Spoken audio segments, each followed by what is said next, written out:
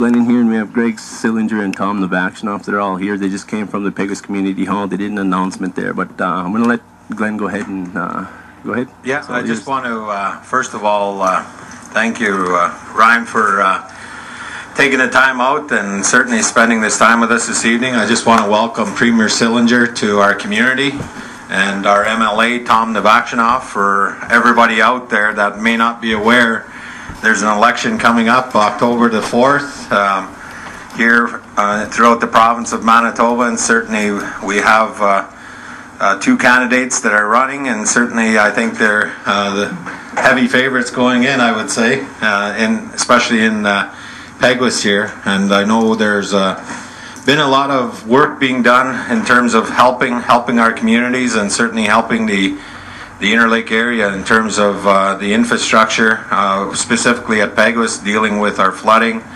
And I know a recent announcement of our arena funding this summer during our annual graduation. And I just want to thank the Premier, and certainly thank Tom for all the work in having us realize that. And I know it's going to help our community in terms of our youth and recreation, but also for our entire community, for our elders that enjoy getting out and certainly watching hockey and certainly participating. Those people that do participate, I know myself being one, I certainly very much value having that facility coming up very shortly, and the commitment that has been made by the Premier and certainly Tom in working toward having this facility built in our community goes a long way with the people and community of Peguis overall. So I just want to express those thanks on behalf of the people of Peguis.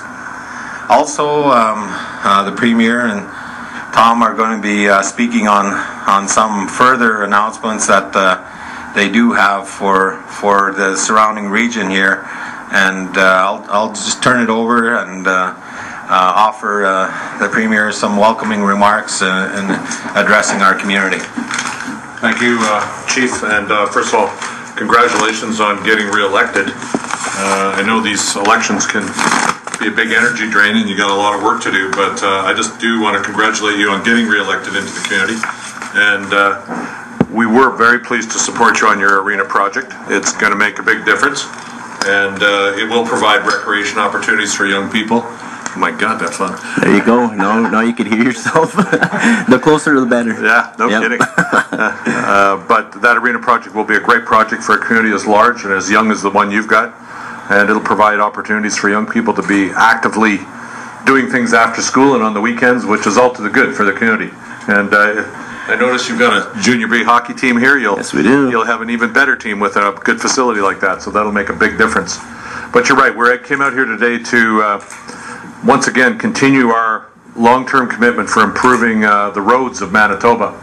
So we're committing today $15 million for Highway 17 from Fisher Branch to Peguis here, to continue to move that road forward as a upgraded facility, a no restrictions road that will allow traffic to move much more readily and business to be going on in this community.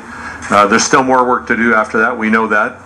But also on 224, we're going to do some culvert work and some brush clearing in the ditches there to allow for better drainage. We've had such a huge problem this year with water, and your community's been hit, almost 4 times in the last 5 years, I think, with flooding. Yeah, it's just unbelievable the amount of dislocation people have experienced here, and I know you had over 600 out at one time, and now you're down to just over 100. 130, yeah. Yeah, so we got still work to do, get people back home and settled in again and stabilized, and that's exactly what our objective is as well, is to work with you to do that. And we were glad that we were able to get you that $1.5 million this spring in the flood, so you could have those tiger dams and aqua dams and be able to put up protection for people's homes as quickly as possible. And you guys did a great job dealing with very difficult circumstances, and I know Tom and I were happy to support you in that. So part of our vision going forward in Manitoba is to make sure everybody in Manitoba can benefit from the positive direction we're taking with the economy, and that includes First Nations, whether they're in the north, the south, or in the Interlake here. We want everybody in Manitoba to have that opportunity. So for us, that means, first of all, getting an opportunity to get an education so you can have the skills to participate in the economy, whether you're a tradesperson or a professional person or or a person that wants to be in the healthcare system. We have a need for so many people as we continue to grow the economy. We want First Nations people to be full partners with and full citizens in Manitoba to achieve that. And so the investments we're making today on the road and on the arena and the work we did with you on the flood is all part of that commitment. And we think it'll make a big difference, especially when the alternatives out there, the other political parties, in particular the Conservatives, seem to have no interest in these things. No concrete interest that we can see in terms of them supporting these kinds of activities. And Tom spoke to that. He might speak to that in a minute. We're focused on the needs of all Manitobans. We have no interest in privatizing Manitoba Hydro or auto insurance, because we're going to keep the rates the lowest in North America for everybody. And we can do that if we have a government that's committed to keeping those assets as crown corporations owned by the people of Manitoba, the people that vote for the government. We also want to make sure we have safe neighborhoods, and I know that's an issue around Manitoba, so we're going to work closely with First Nations as well as other communities to have safe neighborhoods. And we're going to keep the cost of living affordable in the province, and we're going to make sure people get a chance for education. And then, of course, healthcare still remains the most dominant issue and the #1 issue throughout all of Manitoba. And we have hired 3,000 more nurses and 500 more doctors, and we're going to continue to hire another 2,000 nurses and another 200 doctors. And for somebody who now has cancer and has to pay for drugs under our next government, if we should be fortunate enough to be re-elected, somebody with cancer will get access to their drugs without charge and without a deductible, no matter where they are in Manitoba. So they can be at home with their family as they fight that disease, and that will make, we think, a gigantic difference in their ability to cope with that. They won't have to worry about whether they can afford the medication. They'll know the medication is there, and they can concentrate all their energy on fighting the cancer and helping win that battle. So those are just some of the things that we're going to work on as we go forward, and I want to thank you again for hosting us tonight and for the ability to work with you. You're a good guy to work with, and you are very adamant about what the community needs, and we understand that, and then we've tried to find a way to make it work. So thank you very much. All right, thank you for that. Tom, did you want to add anything? Well, thank you, and I want to begin my remarks by thanking all of the people of Peguis who have supported me over the years through 3 elections. I get 99% of the vote here, and I'm very grateful for all of that, and I vow to work hard now and into the future to make sure that the needs of the people here are addressed to the fullest degree. The election, of course, is on October the 4th, but I do want to draw people's attention to the advance poll date. We will be having an advance poll here in Peguis on September the 30th, and we will be doing our utmost to get as many people out to the advance poll as possible. So we would appreciate all of you giving that some thought, and if anybody wants to volunteer and help us with that process, it would be much appreciated.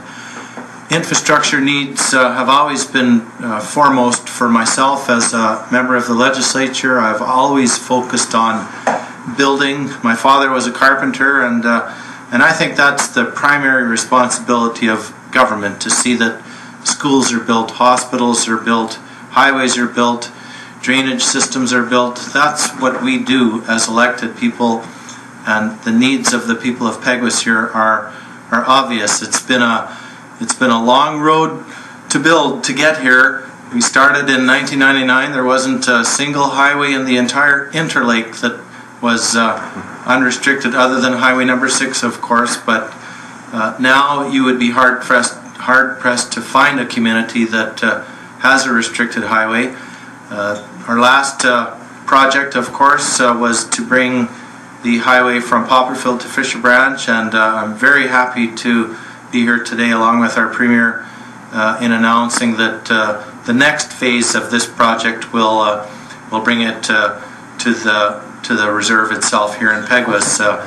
But I don't consider that a job done by any means. We have to continue to build, and we have to think of water infrastructure while we're doing this building.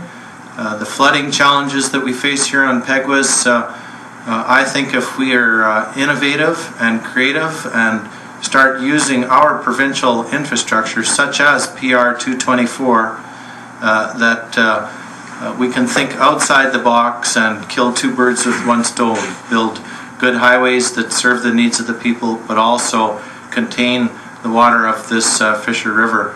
It's been a challenge for us for decades, and we're the government that's going to step up and resolve this one way or another. So we need your support. We need more time. We need at least another term in office to are largely in support of us, but we never take anything for granted. Every vote counts. And remember, decisions are made by people who show up, and that means you yourselves. You have to show up at the poll, make sure that your voices are heard, and that will be reflected in government policy and decisions as we go forward. So thank you, Mr. Premier, for coming out to the Interlake, to the community of Peguis today to make this announcement. And thank you too, Chief Hudson, for being such a good advocate and a mentor for me, guiding me in the right direction as to the needs of the community and the people that we all represent. So once again, congratulations on this announcement, and thank you very much. All right, thank you, Tom.